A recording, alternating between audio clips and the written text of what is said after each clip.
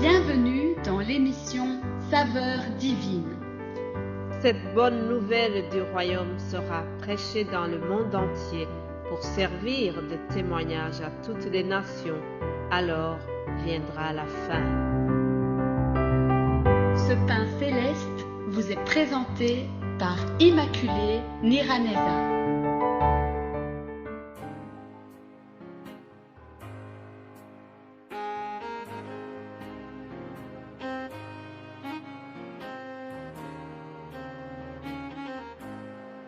Mes bien-aimés qui suivent cette émission Saveurs divines, je vous salue.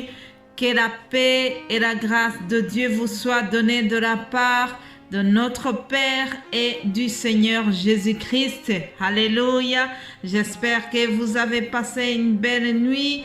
De mon côté, en tout cas, je remercie Dieu qui me donne encore cette occasion de venir continuer la méditation, le thème que nous avons commencé hier. Toute la semaine ici, nous parlerons de nos bénédictions en Christ. Alléluia.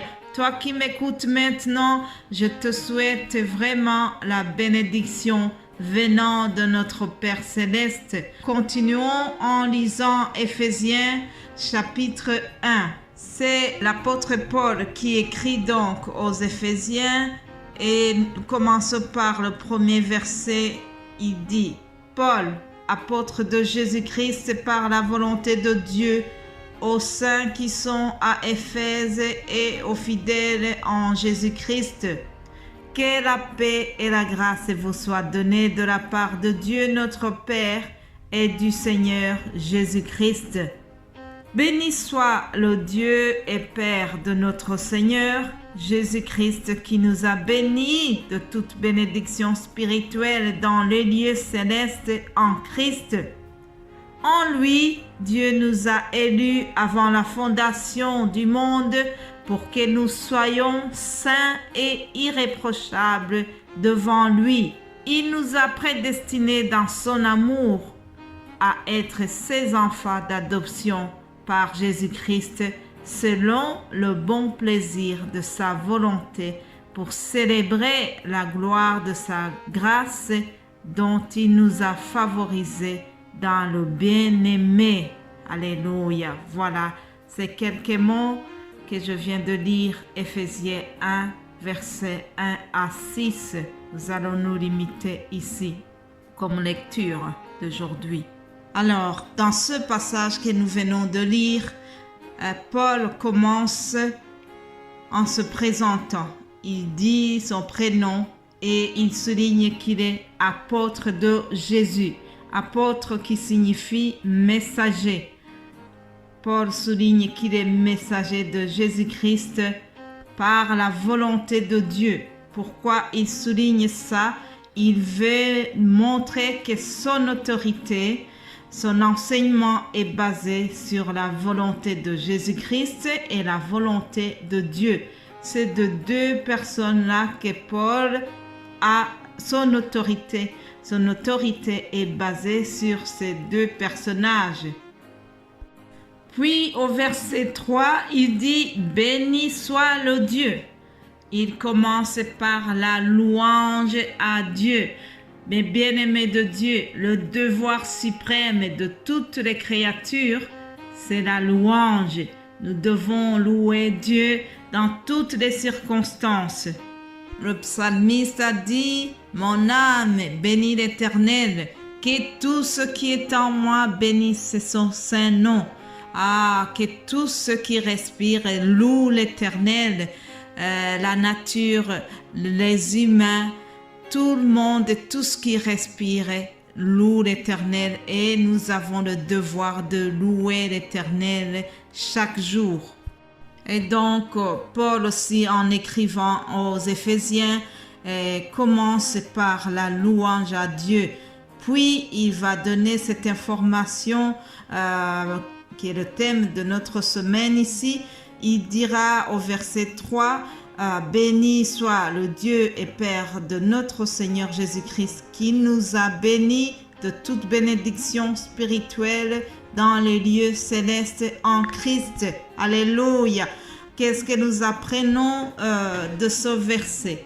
Il y a une chose, c'est que Dieu le Père nous a bénis. C'est lui l'auteur de notre bénédiction. C'est lui la source de notre bénédiction. C'est lui qui nous bénit. Il détient toutes les bénédictions que nous avons. Alors, comment est-ce qu'il nous a bénis? Il a envoyé les bénédictions en passant par son Fils Jésus-Christ. Alléluia. Ce verset nous apprend que nos bénédictions se trouvent dans les lieux célestes, mais nous pouvons en profiter déjà. Nous pouvons profiter de ces bénédictions dès aujourd'hui. Nous vivons sur terre, mais même si nous ne sommes pas encore dans les lieux célestes et que nous sommes encore dans ce monde, il y a une manière de profiter déjà des bénédictions que Dieu nous a réservées. Comment nous pouvons en profiter alors que nous ne sommes pas encore là-haut? La manière de profiter de ces bénédictions, c'est parce que nous pouvons les avoir au travers Jésus-Christ. Alléluia. Car en Christ, nous sommes déjà assis dans les lieux célestes de manière spirituelle. Alléluia. En préparant ce message, j'ai eu une révélation pour essayer de vous expliquer cette image. Il arrive que nous allons voir un événement. Si par exemple vous allez voir une conférence et que la salle est bombée, qu'il y a beaucoup de monde, il est arrivé que, par exemple, les évangélistes organisent des conférences, puis il y a beaucoup de monde. Alors, comme la salle est bombée et qu'on veut quand même que tout le monde puisse profiter de ce qui se passe à l'intérieur, on projette l'enseignement au travers un écran géant. Alors, ceux qui sont à l'extérieur de la salle peuvent assister à l'événement en n'étant pas du tout à l'intérieur, mais en étant à l'extérieur. Au travers cet écran géant, vous pouvez regarder, vous pouvez profiter aussi de l'événement à travers ce moyen. C'est de cette manière-là, j'essaie vraiment de trouver une image pour vous expliquer comment en Christ nous sommes bénis dans les lieux célestes. Ça veut dire que nous sommes encore à l'extérieur, mais au travers cet écran géant que Jésus-Christ, pardonnez-moi de cette comparaison, mais c'est une image que j'essaie d'utiliser pour vous expliquer combien nous sommes bénis en Christ. Alléluia. Alors au verset 5, on nous dit que Dieu nous a prédestinés dans son amour à être ses enfants d'adoption par Jésus-Christ. Alléluia. Grâce à Jésus-Christ, nous sommes adoptés. Dieu nous a adoptés. Dieu nous a donné le même titre que son Fils, mais bien-aimé de Dieu.